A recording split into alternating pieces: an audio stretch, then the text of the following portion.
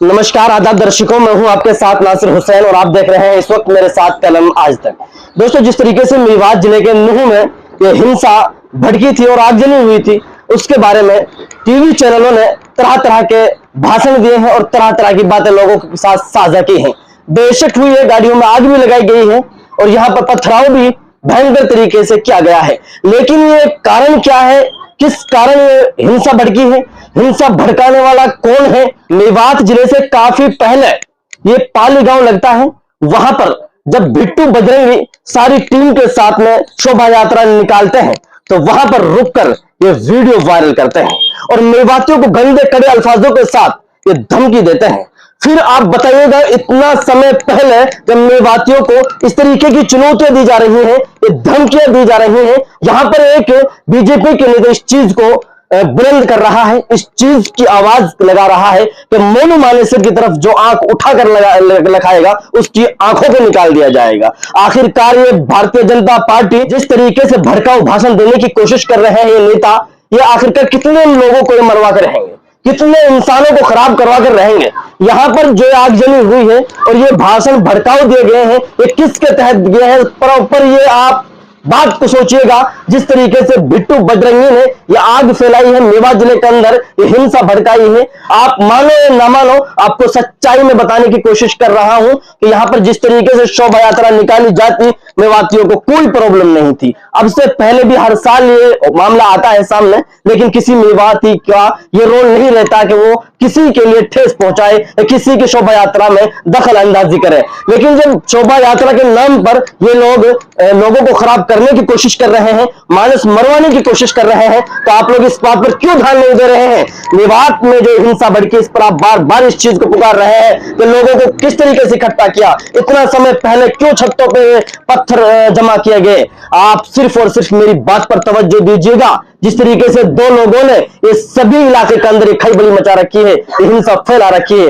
मैं सिर्फ यही कहूंगा, 302 का मुलजिम मोनू मानेसर, क्या वो इतनी बड़ी महफिल के साथ, इतनी बड़ी शोभा यात्रा निकालने के साथ अपना योगदान दे रहा है? घाट मी के गांव से जुनैद और नासिर दोनों नौजवान लड़कों को जिंदा जलाकर हमेशा दुनिया से अलविदा कर दिया जाता है और फिर वो मुलजिम वो सारी भीड़ के साथ एकदम धमकी देकर मेवात के अंदर एंट्री करने की कोशिश करता है। क्या आपको ये बात याद नहीं है कि बिट्टू बजरंगी ने बोला क्या था? आपको ये बात नहीं है कि वो दो लड़कों को किस तरीके से जिंदा जलाया गया था? लेकिन आप तो बार बार इस आवाज को उठा रहे हैं कि ये इकट्ठे पत्थर कहां से आ गए, इकट्ठे इंसानों को कैसे खड़ा कर दिया? आखिरकार ये जहां जहां भी हिंसा भड़की है, जहां जहां भी झगड़े फिसाद हुए हैं, यहाँ पर माइंड मास्टर कौन है? इस बात पर बड़ा सवाल उठा रहे हैं टीवी चैनल।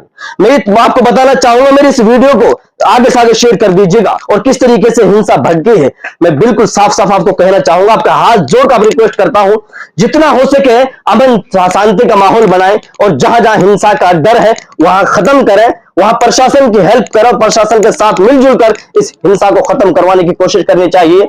और यहां पे जिस तरीके से भाईचारा बना हुआ मेवात के अंदर, उसी तरीके से रहना चाहिए, ना कि एक दूसरे में फूट पड़नी चाहिए। यहां तो सिर्फ एक दो बल्कि 2-4 लोगों ने यहां पर मिलजुल कर ये भाईचारा खत्म करने की कोशिश की थी।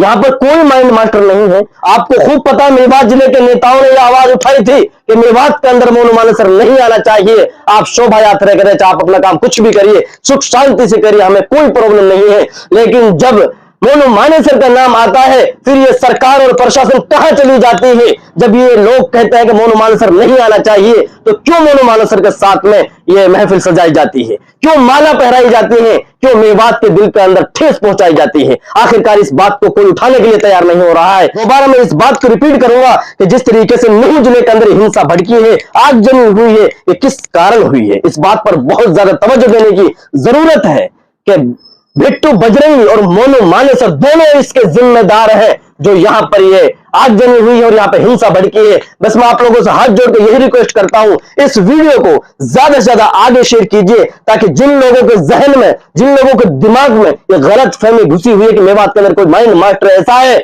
जिन्होंने ये हिंसा भड़काई है, ऐसा कुछ भी नहीं है। मैं साफ जाहिर कर देता हूं, ना तो किसी लीडर का इसमें हाथ है, न किसी नेता का, न किसी और का, न किसी यहाँ पे समाज सेवी का। यहाँ पे सिर्फ और सिर्फ 2 लोगों ने माहौल खराब करने की कोशिश की है। वो खुद पीछे रह गए, गरीब गरीब लोगों को सामने कर दिया। उन लोगों को कुछ लेना देना नहीं है, चाहे मानस मरे, चाहे आग जली हो, चाहे कुछ और हो, वो अपनी इस भड़काऊ भाषण को देकर एक साइड हो चुके हैं। अब लड़ते रहो, हिंदू मुस्लिम करते रहो, उनको कोई लेना देना नहीं है। मैं यही कहूंगा कि इनको अरेस्ट करना चाहिए, इन पर मुकदमा दर्ज करना चाहिए, सरकार इनको कड़ी से कड़ी सजा दिलाकर इनको सलाखों को पीछे डालना चाहिए, जिस तरीके से इन्होंने मेवात के अंदर ये भाईचारा खराब करने की कोशिश की है। लेकिन मेरे को ये बताइएगा, गुरुग्राम के सेक्टर 57 में अंजुम मस्जिद में उस हाफिज साद का क्या कसूर था जो बजरंग दल वालों ने मस्जिद के अंदर घुसकर हाफिज साद साहब की बेरहमी के साथ उनको शहीद कर दिया गया, उनको गोली मारकर हमेशा के लिए दुनिया से अलविदा कर दिया गया।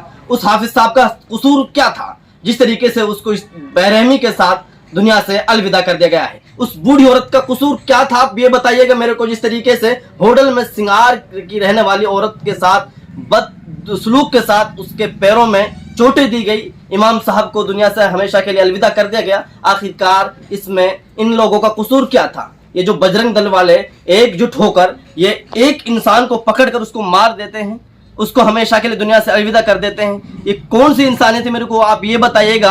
आप बार बार इधर उधर की बातों को, आवाज़ों को उठा रहे हैं, लेकिन ये भी सुन लीजिएगा कि जो इमाम साहबों को, एक इमाम साहब मस्जिद में उसको काफ़ी लोग जाकर मार देते हैं, तो आप इन बातों के ऊपर भी ध्यान दीजिए। ये भड़काओ कौन भड़का रहा है? ये सिर्फ बजरंग दल वाले भड़का रहे हैं, हिंदू मुस्लिम कुछ नहीं है।